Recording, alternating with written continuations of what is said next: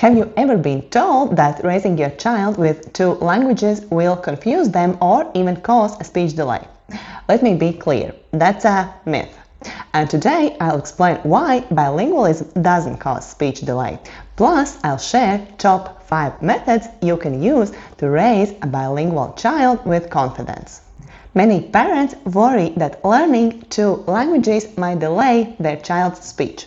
But here's the truth. Research shows that bilingual children reach language milestones at the same pace as monolingual children.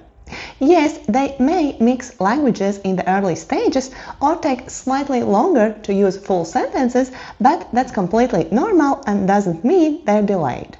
According to studies published by the American Speech-Language Hearing Association, bilingualism doesn't cause language disorders or delays. In fact, growing up with more than one language can have long-term benefits for cognitive flexibility, memory, and even school performance. So if your child is showing signs of a speech delay, the reason is not the number of languages. They would likely be delayed even in one language.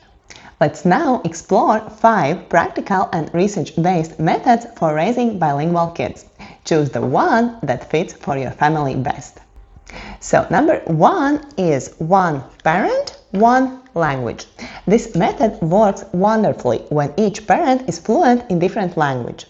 One parent always speaks one language, the other always speaks the second.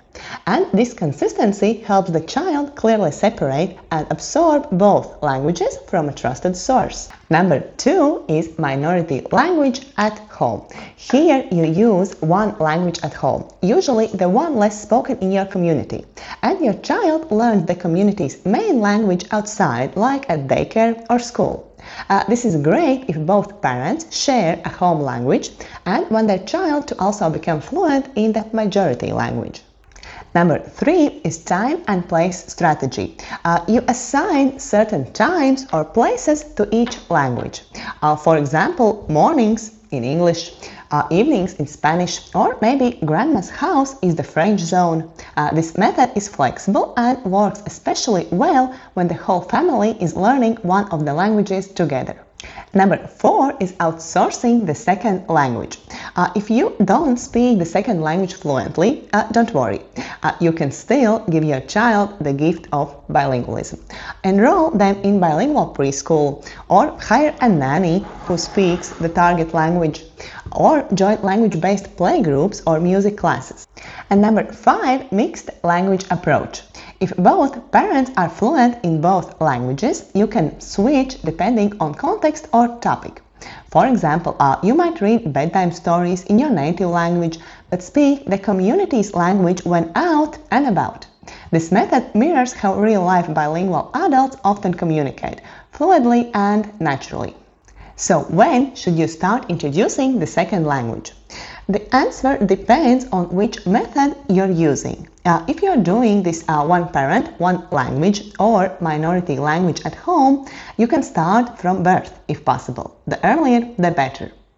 If you're using the time and place or mixed approach, you can begin once your child is speaking some words in their first language. And if you're outsourcing, the key is consistency and quality. So start when you have a steady routine in place, whether that's at age 1, 2 or later. The good news, it's never too late to raise a bilingual child. But the earlier you start, the more natural it becomes for them. So let's bust that myth once and for all. Bilingualism doesn't cause speech delay. What matters most is consistent exposure, connection, and choosing a method that works for your family. If your child is already speech delayed, keep supporting their first language. And know, with the right support, bilingualism is still possible. If you found this video helpful, don't forget to like, subscribe, and share it with another parent who's navigating bilingual parenting too. And let me know in the comments which method are you using or planning to use with your child.